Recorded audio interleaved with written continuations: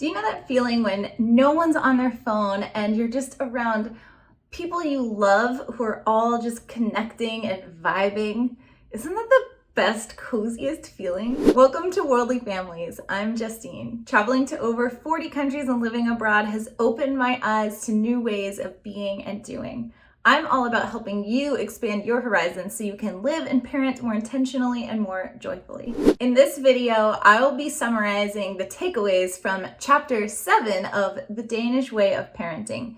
T is for togetherness and hygge. I've actually done an entire video about hygge before, which I will link to. Long story short, hygge is a Danish word for cozy togetherness. One part of hygge is the actual physical space that you create. So making sure that you don't have any electronic devices on, that you have candles lit and warm textures like wood and wicker, natural materials, plants, just things that make the space feel cozy and good. The other aspect of hygge is the psychological space that you create. So when you enter into a hygge space with your friends and family, you want to make sure that it feels like a safe space. It's not somewhere where you're talking about religion or politics or other contentious issues.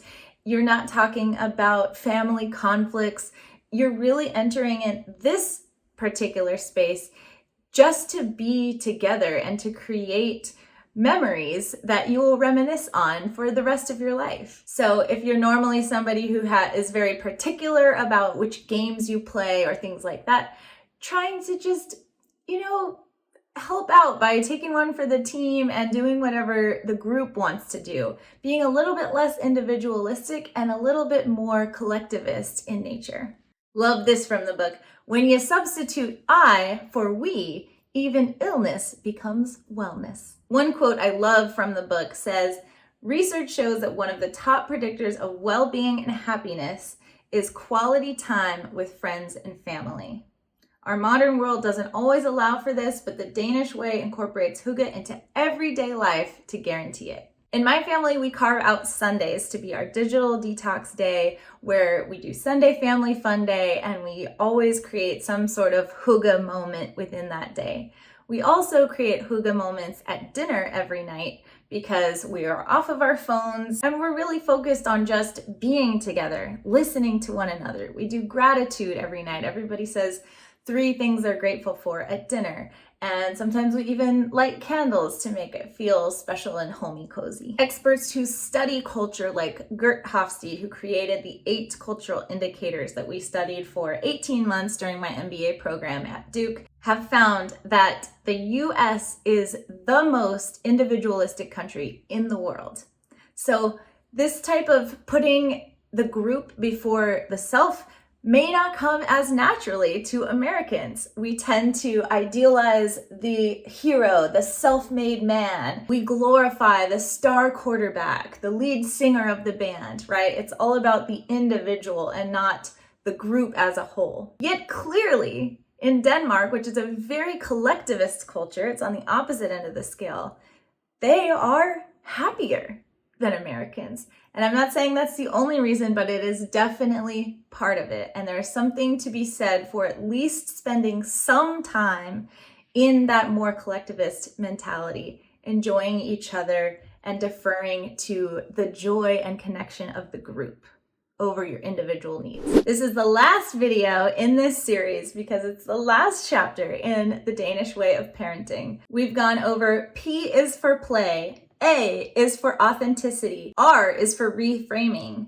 E is for empathy, N is for no ultimatums, and now T is for togetherness and hygge. And now here we go, we're gonna dive right into the 18 takeaways from this chapter. 1, take the hygge oath. The hygge oath is something that you can find at the back of the book if you buy the Danish Way of Parenting. It's also on the website. And basically it's just a promise to enter the space with a certain mentality, which we've already described. If this would be something helpful for your family, then feel free. For me, I just talked with my family about what a hygge space is, and everyone agreed and kind of bought in verbally that this was the type of space we wanted to create together. 2, be in the moment together. Leave your work stress and any other animosities you have at the door and enter this space with a positive disposition. The kids will mirror the adult behavior and feel both valued and safe. 3, practice pre-framing. Pre-framing is a way of setting the expectation before you even arrive to a family event, for example.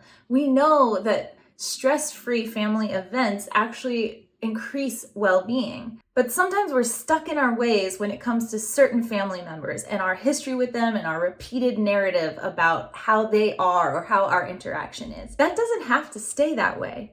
You can change it. Try using reframing, try using empathy to see things from their angle, and just go into it with a blank slate mentality. It's interesting to see what can happen. 4, have fun together.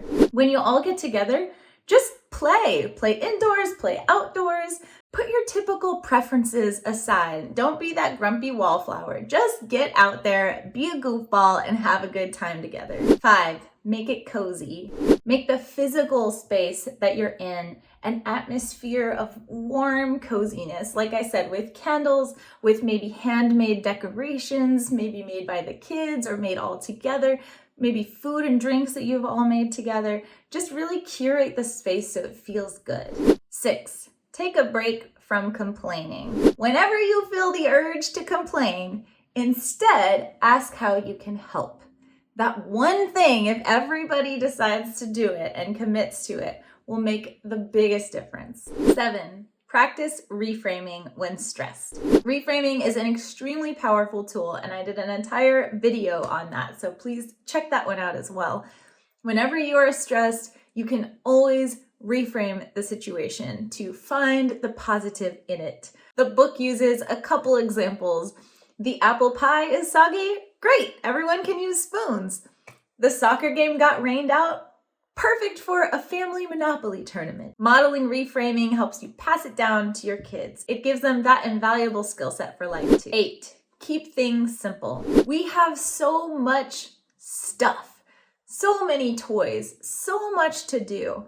All of this stuff is a distraction from the really beautiful, simple things in life, like the sound of wind through the trees. 9, stay present. In the Danish Way of Parenting, they really stress putting away your electronic devices in order to be truly present with one another. It is such a different energy when we have our phones on versus when we don't. And because we do digital detox days on Sundays, I am very aware of the stark contrast between the two different vibes. It's to a point now where if somebody does have a phone out on a Sunday, it really feels like, ugh, why put that away? What are you doing with that thing? 10, be connected. Having hygge time may not come extremely naturally to you if you haven't grown up with it. So make an effort to create that cozy together feeling, and your kids will learn that. So when they grow up, it feels natural for them to recreate that vibe. 11, encourage play. Invite and encourage the older kids to play with the younger ones, whether that's running around outside or painting or whatever it may be, as long as it's technology free and it's really connected. 12, encourage team building. Just like we do team building activities at work, it's also important to intentionally cultivate this team building within your family. So do team-oriented activities like scavenger hunts or building forts or obstacle courses, things that the whole family can participate in together. 13, confide and share. If you're going through a tough time, rather than pretending it isn't happening, it's okay to be vulnerable and confide in your loved ones. Sometimes just saying it out loud helps you move through it faster, and it gives everyone around you the gift of being able to support you and sort of let those things go, address them so that you can move on with the evening with more peace in your heart. When the rough patch is over, it's good to come back and kind of close the loop with your family and tell the kids how others in the family supported you through this tough time. 14, start a mother's group. This one's specifically for the moms and especially the new moms. It's so important to have a support network going through similar things to what you're going through. 15, your family is a team. Teach your kids that your family is actually a team, that you're working together and that you're cooperating by showing them ways and encouraging them to contribute to what the family is doing. For example, if you're all cooking together, you can give even the littlest ones a little task to do, like tearing up the spinach or anything that's genuinely helpful. This cooperation and togetherness will help everyone feel secure and loved. 17, celebrate everyday togetherness. Hygge doesn't have to be reserved for a big family gathering. You could even create Hygge nights on a regular weeknight, even if it's just by yourself or with one other person. 18, sing. The Danes are known for singing together. In fact, there's all kinds of songs where they have rejiggered the words and made up their own funny words that the whole family will sing together to a well-known tune. Singing together at the top of your lungs, the silliest that you can be, can really help with bonding and release oxytocin and all kinds of feel-good chemicals. Kids love it, and it turns out the adults do too. I hope you're taking away at least a few of these tips to help enrich your life with more Hygge and togetherness. I've definitely noticed a huge difference in my personal happiness since implementing these Hygge habits in my own life. Please do me a favor and subscribe to my channel. Click the bell to be notified every time I release a new video. Thank you so much for watching. Make it a great day, and I will see you in the next video.